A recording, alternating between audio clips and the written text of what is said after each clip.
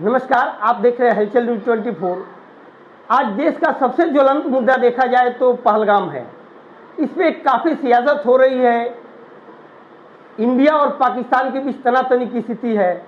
ऐसे में पॉडकास्ट के लिए हमारे साथ मौजूद हैं भाजपा नेता और शैलेंद्र सेंगर जी, जो कि छात्र जीवन से ही अखिल भारतीय विद्यार्थी परिषद से जुड़े रहे। इनका छात्र करियर झारखंड से शुरू होकर देहरादून और दिल्ली विश्वविद्यालय तक रहा।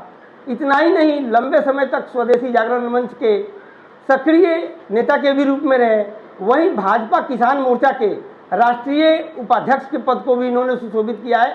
काफ़ी गहरा अनुभव है और ऐसा है कि 15 वर्षों से इनके राजनीतिक और छात्र जीवन को मैं भी अवलोकन कर रहा हूं। आइए इस विषय पर हम सीधे बात करते हैं शैलेंद्र सेंगर जी से कि पहलगाम पर क्या होना चाहिए और क्यों इतना उबाल हो रहा है। सबसे पहले आपको बहुत बहुत बधाई हमारे पॉडकास्ट में। धन्यवाद, आपको भी बहुत बहुत बधाई। आपने मुझे यहाँ आने का अवसर दिया, इसके लिए आपका अभिनंदन है। तो आज देखा जाए तो पहलगाम पर ये आतंकवादी अटैक हुआ, ये कैसे हुआ, क्या कारण हुआ? देखिए, ऐसा है ना कि पहलगाम कोई पहला और आखिरी आक्रमण पाकिस्तान का नहीं है। बिल्कुल, आपने देखा होगा कांग्रेस के समय भी मुंबई में अटैक हुआ था, बहुत खतरनाक अटैक था वो। भाजपा की सरकार में भी उड़ी में अटैक हुआ, कश्मीर में कई बार अटैक हुआ। इस तरह के अटैक होते क्यों हैं? देखिए, इसके पीछे आप देखेंगे ना तो अब जियो पॉलिटिकल जो इशू है दुनिया का, उसमें कश्मीर का कोई महत्व नहीं है। कश्मीर का ध्यान खींचने के लिए पाकिस्तान पहले करता था ये सब चीज़ें। अब वो कश्मीर का विषय को ग्लोबलाइज करने के लिए ये सब नहीं करता। वो अपना इंटरनल कॉन्फ्लिक्ट जो पाकिस्तान में अभी चल रहा है उससे ध्यान हटाना और सेना का सुपरमेसी एक बार पुनः स्थापित करने के लिए इस तरह के काम किए जाते हैं। आप देखेंगे कि पिछले 4-5 साल से सेना का मनोबल और उसका जो इज्जत है, पाकिस्तान में बहुत इज्जत की नज़रों से सेना को देखा जाता था, वो बहुत लो लेवल पर हो गया है। खासकर इमरान खान के सत्ता में आने के बाद। इमरान खान जब हटने लगे, या आपको याद होगा वहाँ जो अभी वर्तमान जो आर्मी चीफ हैं, उनसे पहले जो सेना के प्रमुख थे बाजवा का कितना क्रिटिसाइज हुआ पाकिस्तानी समाज में, कितना उन पर मीम बनता था, सोशल मीडिया में मखौल उड़ाया जाता था। और आप सोच भी सकते थे क्या पहले कभी पाकिस्तान में कि पब्लिक सेना के ठिकानों पर आक्रमण कर ले, लूटपाट कर ले? ऐसा कई दृश्य आपको देखने को मिला है। तो पाकिस्तान सेना पर इधर 4-5 सालों से बहुत दबाव है और इस दबावों से उसको निकलने का एक ही रास्ता होता है कि भारत के साथ तनाव वाला हो जाए, स्थिति बनाए रखा जाए, जिससे सेना का जो पूछ है पाकिस्तान के समाज में वो पूछ बना रहे और लोग सेना को उस ढंग से क्रिटिसाइज न करें।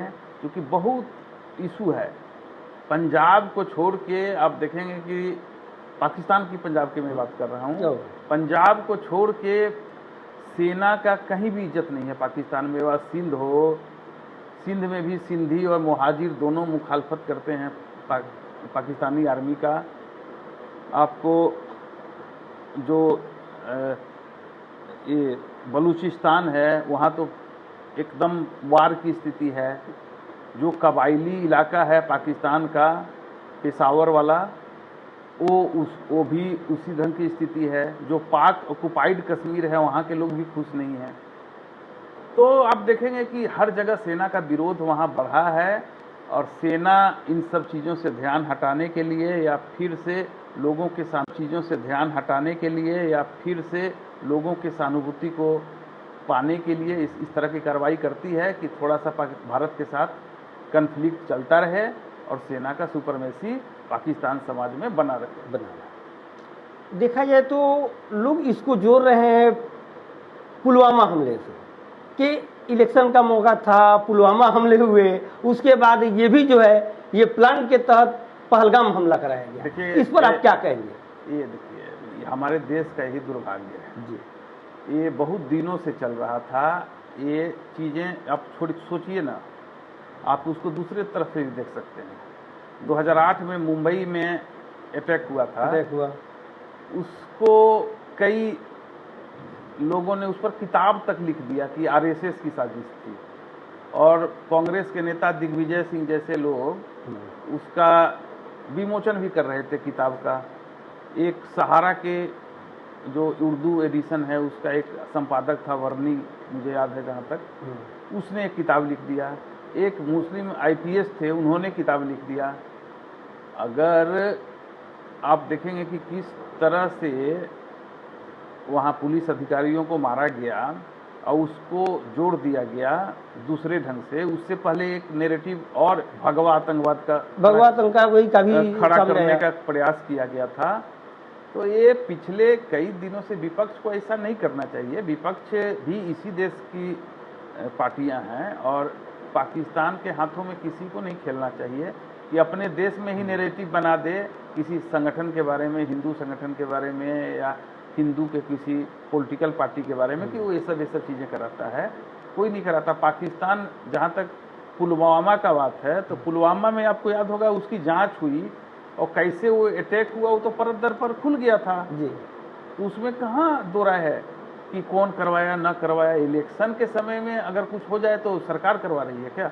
फालतू बात है ये सब। ये तो राजनीति रोटी सेकी जा रही है ना इस पे। राजनीति दल तो राजनीति रोटी सेकेंगे, लेकिन देश की कीमत पर कभी भी राजनीति रोटी नहीं सेकना चाहिए।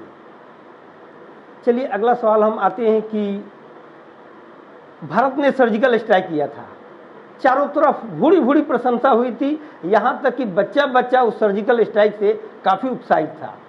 आज फिर जनता मांग रही है कि एक सर्जिकल स्ट्राइक फिर होना चाहिए पाकिस्तान में, इस पर क्या? आपको याद होगा कि सर्जिकल स्ट्राइक हुआ, उसके बाद एक एयर अटैक भी हुआ था जी, बालाकोट में।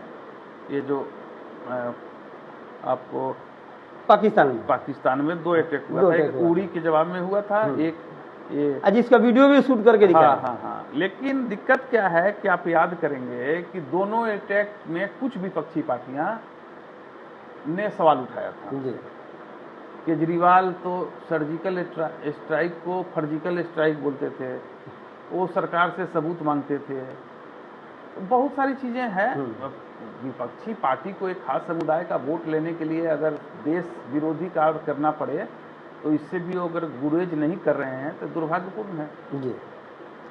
तो लेकिन एक सवाल ये भी उठता है कि बॉर्डर पे सैनिक हैं, फिर भी कैसे आतंकवादी हमारे देश में प्रवेश कर रहे हैं और घटनाओं को अंजाम दे रहे हैं। हमारा इंटेलिजेंस इसमें इस बार तो फेल साबित नजर आया।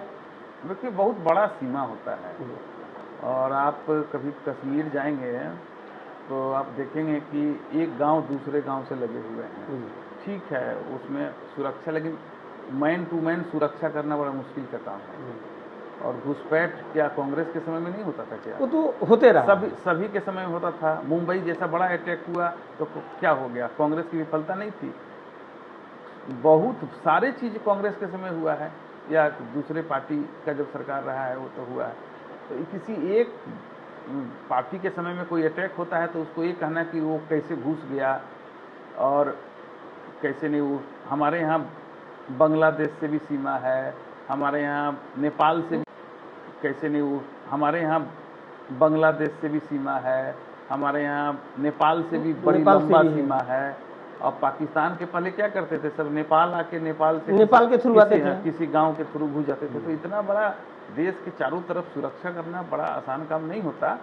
लेकिन सरकार, आप देखेंगे तो एक चीज़ ध्यान रखेंगे, कांग्रेस के समय में जयपुर, अहमदाबाद, दिल्ली, हर जगह बम विस्फोट हुए, सिलसिले बम विस्फोट होते थे, और इंडियन मुजाहिदीन का आज नामो निशान मिटा दिया गया। तो मोदी सरकार में लोगों को विश्वास तो बढ़ा है, सुरक्षा की भावना भी बढ़ी है। तो विपक्ष के पास अगर राजनीति करने के लिए कोई दूसरा मुद्दा होता तो ज़्यादा अच्छा होता बनिस्बत की इस मुद्दे पर राजनीति करना। अगर देखा जाए तो जैसे कि अभी सिचुएशन बन रहे भारत पाक बॉर्डर पे, तनाव काफ़ी बना हुआ है। ऐसे में भारत सरकार, मोदी सरकार के द्वारा जो पाकिस्तान जाने वाले पानी को बंद किया गया और क्या क्या कूटनीति चली गई है, जिसके कारण पाकिस्तान में इस समय त्राहिमाम मचे हुए हैं। देखिए, पाकिस्तान की अपने आप स्थिति बहुत खराब है। जी आप देखेंगे तो पाकिस्तान की स्थिति कभी भी अच्छी नहीं रही। भलो इमरान खान वगैरह कहते हैं कि हमारा जो रुपया था एक समय में आपसे ज़्यादा अच्छा था, वो इसलिए अच्छा था कि उस समय अंधाधुंध अमेरिका डॉलर मिलता था। अमेरिकी डॉलर उनको मिलता था सोवियत संघ से लड़ने के लिए या मुजाहिदीन पैदा करने के लिए, अफगानिस्तान में लड़ने के लिए। उस पैसे से उन्होंने अपना कोई विचार डेवलपमेंट किया नहीं। उस पैसे से उनकी स्थिति अच्छी थी, उसमें आधा पैसा खा जाते थे सब, आधा उसमें उपयोग होता था। पाकिस्तान जब बना तो निस्संदेह वो भारत से ज़्यादा अच्छी स्थिति में था। भारत से ज़्यादा सिंचित भूमि थी। अब बलूचिस्तान जैसा प्रांत में आपको देखिएगा लैंड पूल कितना बड़ा है जी, कितना ज़मीन खाली पड़ा है, पता नहीं उसमें कौन कौन सा खनिज है। पाकिस्तान कभी कुछ कर नहीं पाया और वो करेगा भी नहीं, क्योंकि पाकिस्तान का जो निर्माण हुआ वो एक ही विचार से हुआ, भारत विरोध, हिंदू विरोध, और वो आज तक कायम है। तो असल में जिसका पैदाइश वो यानी कि पैदाइश और नियत नहीं बदलने वाली। जिसकी पैदाइश ही दुश्मनी से हो, वो व्यक्ति हंस कैसे सकता है, वो किसी को प्यार कैसे कर सकता है? वो तो नफरत में ही जिएगा, नफरत में ही मरेगा। तो पाकिस्तान का यही हाल है। चलिए, आप हमारे पॉडकास्ट में स्टूडियो आए, आपका बहुत बहुत धन्यवाद।